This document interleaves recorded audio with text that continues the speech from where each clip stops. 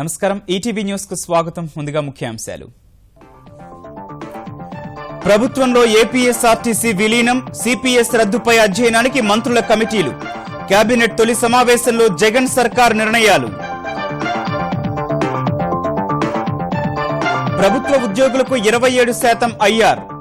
ఆశా వర్కర్లు, పారిశుధ్య కార్మికులు, సెర్ప్, మెప్మా బుక్ కీపర్లు, అంగన్వాడీ వర్కర్ల వేతనాలు పెంపు. ఉగాదికి మహిళల పేరుతో ఇళ్ల స్థలాల రిజిస్ట్రేషన్లు. జనవరి 26 నుంచి అమ్మఒడి పథకం. అక్టోబర్ 17 నుంచి రైతు భరోసా అమలు. హైదరాబాద్ లో ఏపీ భవనాలు తెలంగాణకు అప్పగించే ప్రక్రియపై కసరత్తు. ఎస్కే జోషితో 2 రాష్ట్రాల విభజన కార్యదర్శుల భేటీ. తెరాసలో సీఎల్పీ విలీనాన్ని ఆపాలంటూ హైకోర్టుకు కాంగ్రెస్. నిమ్స్ లో ఆమరణ దీక్ష విరమించిన భట్టి విక్రమార్క. పోరు ఆగదన్న ఉత్తమ్. కథువా అత్యాచారం కేసులో తీర్పు. 6గురిని దోషులుగా తేల్చిన పఠాన్కోట్ కోర్టు. 3 జీవిత ఖైదు, 25 ఏళ్ల కారాగార శిక్ష ఖరారు. కన్నడ రచయిత, నటుడు గిరీష్ కర్నాడ్ కన్నుమూత. ప్రగాఢ సంతాపం తెలిపిన రాష్ట్రపతి, ప్రధాని. సినీ ప్రముఖుల నివాళి. అంతర్జాతీయ క్రికెట్ కు వీడ్కోలు పలికిన యువరాజ్ సింగ్.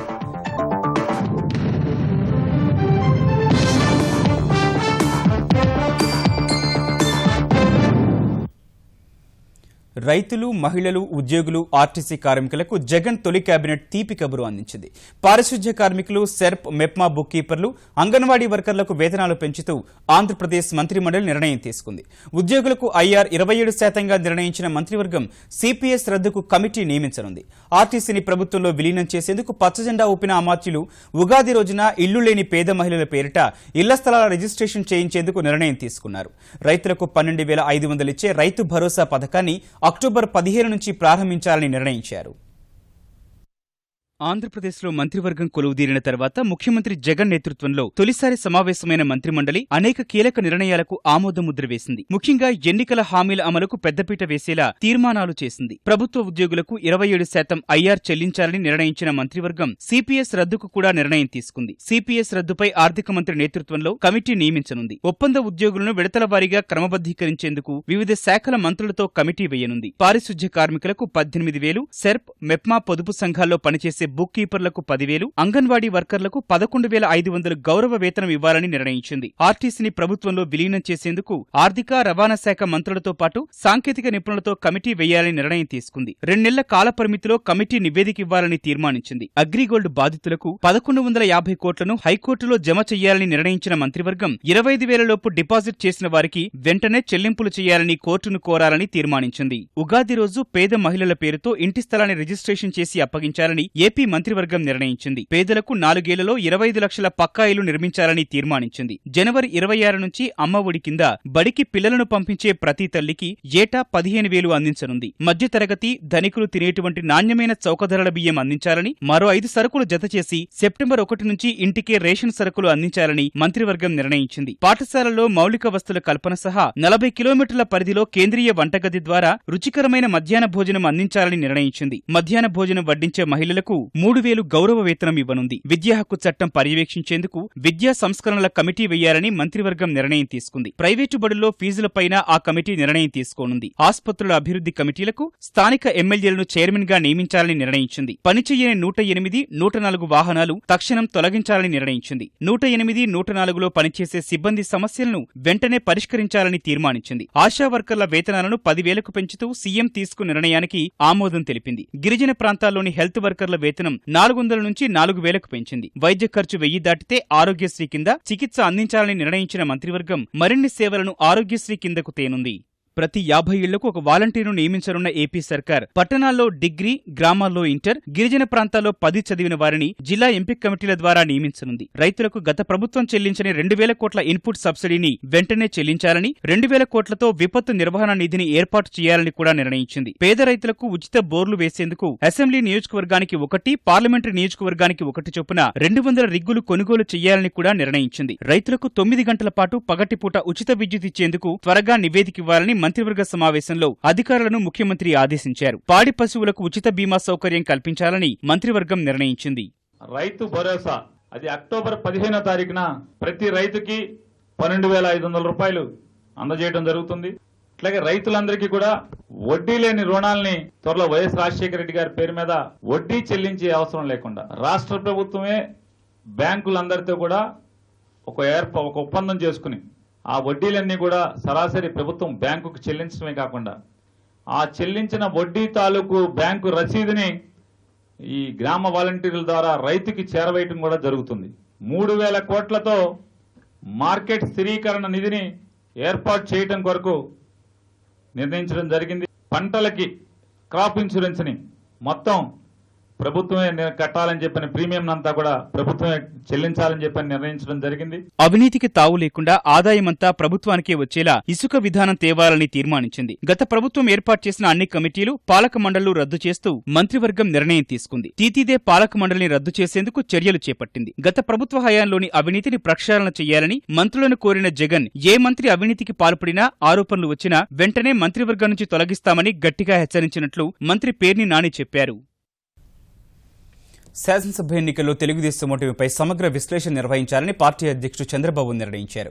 ఈ మేరకు ఇవాళ పార్టీ ముఖ్య నేతలతో సమావేశమైన ఆయన పార్టీ ఓటమికి దారితీసిన పరిస్థితులపై ప్రాథమికంగా చర్చించారు.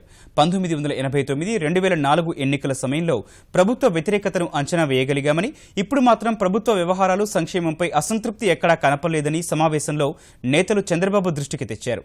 ఒక్కసారి జగన్కు అవకాశమనే నినాదం పనిచేసి ఉండొచ్చని అభిప్రాయపడ్డారు. ఈ విశ్లేషణలో విన్న చంద్రబాబు ఈ నెల 15న జరిగే పార్టీ రాష్ట్ర స్థాయి సమావేశంలో అన్ని విశ్లేషించాలని నిర్ణయించారు. ఇందుకు ముందస్తుగా రేపు ఉదయం ఎమ్మెల్యేలు, సాయంత్రం ఎమ్మెల్సీలతో సమావేశమై అసెంబ్లీలో అనుసరించే వ్యూహంపై చర్చిస్తారు. ఎల్లుండి ఎంపీలతో సమావేశం కావాలని నిర్ణయించారు. ఇదే సమయంలో కొత్త ప్రభుత్వం అసత్య ఆరోపణలతో హడావిడి చేసే ప్రయత్నం చేస్తోందన్న నేతలు రివర్స్ టెండరింగ్ పేరుతో అభివృద్ధిని పక్కన పెట్టడం సబబు కాదని అభిప్రాయపడ్డారు. తెలుగుదేశం పాలనలో అవినీతి జరిగితే విచారణ చేసుకోవచ్చని, ఆ పేరుతో అభివృద్ధి ఆగకుండా చూడాలని సూచించారు. హైదరాబాద్లో ఆంధ్రప్రదేశ్ కేటాయించిన భవనాలను తెలంగాణకు అప్పగించే ప్రక్రియను పూర్తి చేసేందుకు కసరత్తు కొనసాగుతోంది. ఇందులో భాగంగా తెలంగాణ ప్రభుత్వ ప్రధాన కార్యదర్శి ఎస్కే జోషితో ఆంధ్రప్రదేశ్ విభజన వ్యవహారాల కార్యదర్శి ప్రేమచంద్రారెడ్డి, తెలంగాణ విభజన వ్యవహారాలు చూస్తున్న ఆర్థిక శాఖ ముఖ్య కార్యదర్శి రామకృష్ణారావు సమావేశమై చర్చించారు. ఈ భేటీలో భవనాలను తమకు కేటాయించినందున వీలైనంత త్వరగా అప్పగించే విధంగా చూడాలని తెలంగాణ అధికారులు కోరగా తాము సిద్ధంగానే ఉన్నామని, అన్ని అంశాలు ఏపీసీఎస్కు నివేదిస్తామని ఏపీ అధికారులు చెప్పినట్టు తెలిసింది. సచివాలయ భవనాలను తెలంగాణ సాధారణ పరిపాలనా శాఖకు, అసెంబ్లీ భవనాలను తెలంగాణ అసెంబ్లీ కార్యదర్శికి, ఎమ్మెల్యేల క్వార్టర్లను ఎస్టేట్ ఆఫీసర్కు అప్పగించాలని చెప్పగా వారం రోజుల్లో ఈ ప్రక్రియ పూర్తవుతుందని భావిస్తున్నారు. ఏపీ కోసం హెర్మిటేజ్ బిల్డింగ్ కేటాయించనుండగా హైదరాబాద్లోని ఏపీ కార్యాలయాలను అక్కడికి తరలించే ఏర్పాట్లు చేస్తున్నారు. అటు ఏపీ సచివాలయంలో మిగిలిన సామగ్రిని అమరావతికి తరలించే ప్రక్రియ ప్రారంభమైంది. ఈ నెల 15 లోపు ఈ ప్రక్రియ పూర్తి కావచ్చని భావిస్తున్నారు. తెలుగు రాష్ట్రాల్లో ప్రస్తుత పరిస్థితులపై కేంద్ర హోంమంత్రి అమిత్ షాకు గవర్నర్ నరసింహన్ నివేదిక సమర్పించారు. ఇరు రాష్ట్రాల ముఖ్యమంత్రులతో సంయుక్తంగా తాను చర్చించిన అంశాలను ఆయన అమిత్ షాకు వివరించారు. విభజన చట్టంలోని సమస్యలు త్వరలోనే పరిష్కారమవుతాయని హోంమంత్రితో భేటీ తర్వాత గవర్నర్ వెల్లడించారు. ఖాళీగా ఉన్న భవనాలు పరస్పరం అప్పగించడం మొదలైందని, ఏపీ భవన్ సహా మిగిలిన అంశాలను కూడా పరిష్కరించుకుంటామని ఆశాభావం వ్యక్తం చేశారు. It was a courtesy call on the Union Home Minister after he took over as Union Home Minister. I had not met him, so I came here on a courtesy call. That is all, and there was nothing else except a courtesy call.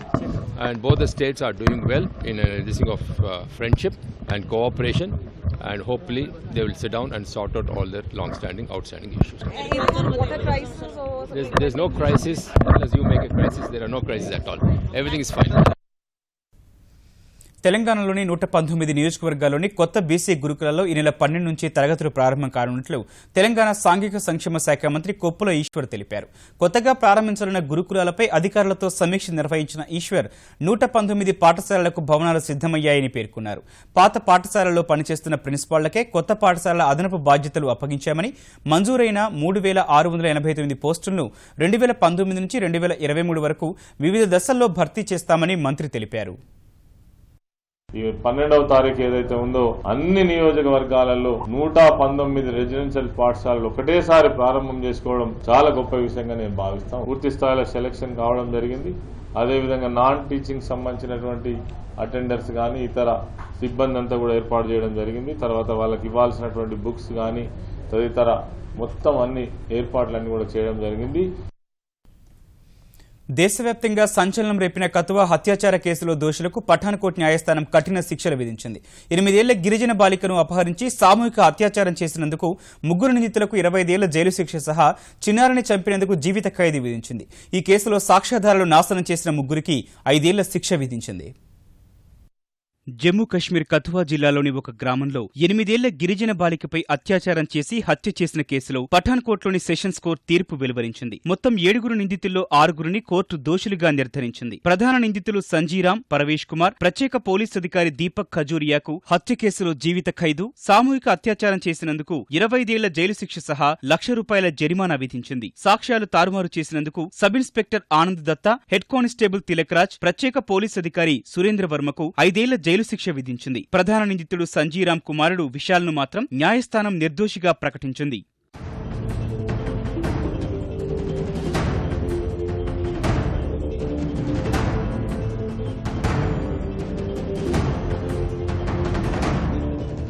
గతేడాది జనవరి 10న కథువా జిల్లాలోని ఒక గ్రామంలో 8 ఏళ్ల సంచార గిరిజన జాతికి చెందిన బాలికను అపహరించిన సంజీరాం, పరవేష్ కుమార్, దీపక్ గ్రామ ఆలయంలో 4 రోజులు మత్తు పదార్థాలిచ్చి సామూహిక అత్యాచారం చేసి అనంతరం హత్య చేశారు. దేశవ్యాప్తంగా ఈ ఘటన సంచలనం రేపింది. నిందితులకు అనుకూలంగా నాటి జమ్మూ కశ్మీర్ ప్రభుత్వంలోని 2 భాజపా మంత్రులు నిరసన ర్యాలీలో పాల్గొనడం తీవ్ర వివాదాస్పదమైంది.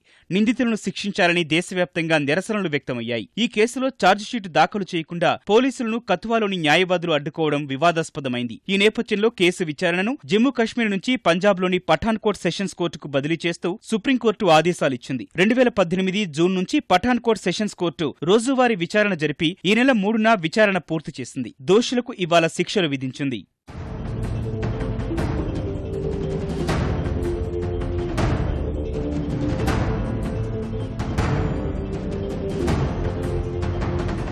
కోర్టు తీర్పును జమ్మూ కశ్మీర్ మాజీ ముఖ్యమంత్రులు ఒమర్ అబ్దుల్లా, మెహబూబా ముఫ్తీ స్వాగతించారు. ప్రముఖ రచయిత, రంగస్థల సినీ నటుడు, అభ్యుదయవాది గిరీష్ కర్నాడ్ ఇక లేరు. కొంతకాలంగా అనారోగ్యంతో బాధపడుతున్న 81 ఏళ్ల కర్నాడ్ ఈ ఉదయం 8 గంటలకు బెంగళూరులో తుదిశ్వాస విడిచారు. వెండితెరపై విలక్షణ నటుడిగా పేరు గడించిన గిరీష్ కర్నాడ్ రచయితగా కన్నడ సాహితీ ప్రపంచంలో చేసిన కృషికి జ్ఞానపీఠ్, పద్మభూషణ్ వంటి ఎన్నో అవార్డులు వరించాయి. గిరీష్ కర్నాడ్ మృతికి కర్ణాటక ప్రభుత్వం 3 రోజులు సంతాప దినాలుగా ప్రకటించింది. కొంతకాలంగా అనారోగ్యంతో బాధపడుతోన్న విలక్షణ బహుభాషా నటుడు గిరీష్ కర్నాడ్ బెంగళూరులోని తన స్వగృహంలో కన్నుమూశారు. కొంతకాలంగా శ్వాస సంబంధ సమస్యలతో కర్నాడ్ బాధపడుతున్నట్లు ఆయన కుటుంబ సభ్యులు తెలిపారు. గిరీష్ కర్నాడ్ పూర్తి పేరు గిరీష్ రఘునాథ్ కర్నాడ్. 1938 మే 19న మహారాష్ట్రలోని మథేరాన్లో జన్మించిన గిరీష్ కర్ణాటకలో విద్యాభ్యాసం చేశారు. తన 23వ ఏటనే యయాతి అనే నాటకాన్ని రచించారు. 1963 నుంచి 1969 వరకు ప్రఖ్యాత ఆక్స్ఫర్డ్ యూనివర్సిటీ ప్రెస్తో కలిసి పనిచేసిన గిరీష్ కర్నాడ్ 1970లో సంస్కార అనే కన్నడ చిత్రంతో సినీ ప్రస్థానం ప్రారంభించి తెలుగు, కన్నడ, హిందీ భాషల్లో నటించారు. తెలుగులో ప్రేమికుడు, ధర్మచక్రం, రక్షకుడు, శంకర్ దాదా ఎంబీబీఎస్, కొమరంపులి వంటి చిత్రాల్లో నటించారు. నటనతో పాటు పలు చిత్రాలకు దర్శకత్వం సైతం అందించారు. సాహితీవేత్తగా ఆయన ఎన్నో రచనలు చేశారు. తుగ్లక్, హయవదన్, అంజు మల్లిగే, అగ్ని మతుమాలే, నాగమండల్ సహా పలు నాటకాలను రచించారు. రచయితగా ఆయన చేసిన సేవలకు 1998లో కేంద్ర ప్రభుత్వం జ్ఞాన్పీఠ్ అవార్డుతో సత్కరించింది. 1972లో సంగీత నాటక అకాడమీ అవార్డు, 1992లో కన్నడ సాహిత్య అకాడమీ పురస్కారం, 1994లో సాహిత్య అకాడమీ అవార్డు వరించాయి. సినీ రంగంలో గిరీష్ కర్నాడ్ చేసిన సేవలకు గుర్తుగా 1974లో పద్మశ్రీతో గౌరవించిన కేంద్రం 1992లో పద్మభూషణ్ అవార్డుతో సత్కరించింది.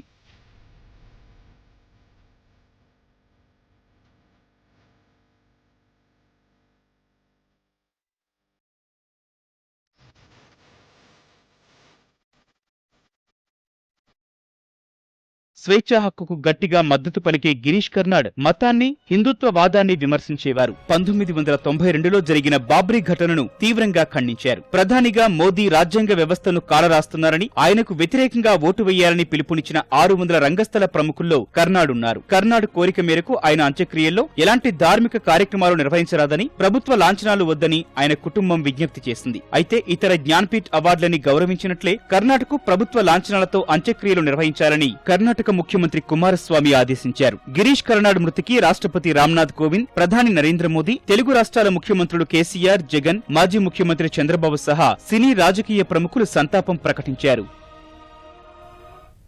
తెరాసలో కాంగ్రెస్ శాసనసభా పక్షాన్ని విలీనం చేయడాన్ని నిరసిస్తూ 3 రోజులుగా కొనసాగిస్తున్న ఆమరణ దీక్షను కాంగ్రెస్ నేత భట్టి విక్రమార్క విరమించారు. ఈ నెల 8న ఇందిరా పార్క్ వద్ద సేవ్ డెమోక్రసీ పేరుతో 36 గంటల దీక్ష కోసం పోలీసుల అనుమతి తీసుకున్న భట్టి నిరవధిక దీక్షగా ప్రకటించి కొనసాగించారు. నిన్న రాత్రి 11 గంటలకు పోలీసులు ఇచ్చిన అనుమతి ముగియడంతో ఈ ఉదయం 7 తర్వాత భట్టిని అరెస్ట్ చేసి నిమ్స్కు తరలించారు. అక్కడ వైద్యం చేయించుకోవడానికి నిరాకరించిన భట్టి దీక్ష కొనసాగించారు.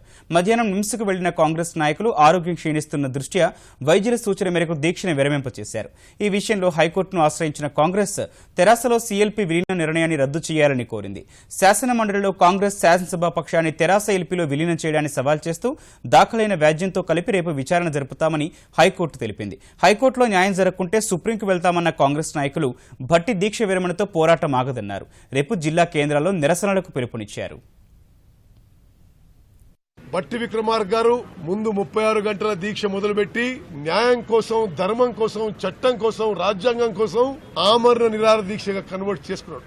వారి షుగర్ లెవెల్స్ 69కి పడిపోయినాయని, బీపీ ఫ్లక్చుయేట్ అవుతుందని, మరి ప్రాణాలకు ముప్పు ఉంటాయని చెప్పి వారి ఆమరణ దీక్ష మేమందరం విజ్ఞప్తి చేసి విరమింప చేయడం జరిగింది. రేపు ఉదయం తెలంగాణ చీఫ్ జస్టిస్ కోర్టులో ఇదే విషయం ప్రస్తావనకి రానున్నది. ఇక్కడ న్యాయం జరగకుంటే మేము సుప్రీంకోర్టు పోతాము. నేను, కోమటిరెడ్డి వెంకటరెడ్డి గారు, రేవంత్ రెడ్డి గారు పార్లమెంట్ లో మొదలుగానే ఈ విషయం ప్రస్తావిస్తాము. న్యాయబద్దంగా తనకు రావాల్సిన భూమిని పట్టా చేయడం లేదంటూ ఓ వృద్ధుడు ముఖ్యమంత్రి కేసీఆర్ ను కలిసేందుకు హైదరాబాద్లో ప్రగతి భవన్ కు చేరుకున్నారు. సిద్దిపేట జిల్లా గట్ల మల్యాల గ్రామానికి చెందిన ఎల్లయ్య అనే వృద్ధుడు న్యాయబద్దంగా తనకు రావాల్సిన 9 ఎకరాల భూమిని అధికారులు తనకు పట్టా చేయడం లేదని చెప్పారు. స్థానిక అధికారులు లంచం అడుగుతున్నారని, ఆ లంచం ఇచ్చుకునే పరిస్థితి లేక ముఖ్యమంత్రిని కలిసేందుకు వచ్చినట్టు ఆ వృద్ధుడు చెప్పారు. అయితే ప్రగతి భవన్ సిబ్బంది ఆ వృద్ధుడిని అడ్డుకుని అతడికి నచ్చజెప్పి పంజాగుట్ట పోలీస్ స్టేషన్ కు తరలించారు. అయితే ముఖ్యమంత్రి తనకు న్యాయం చేయాలని ఆ వృద్ధుడు కోరారు. ఇక భూమి పట్ట చెప్తున్నారు 9 ఎకరాలు. ఇక నాకు వశమైతే ఈ సార్ దగ్గరికి వచ్చిన ఈ సార్ దగ్గరికి సార్ చేశాడు.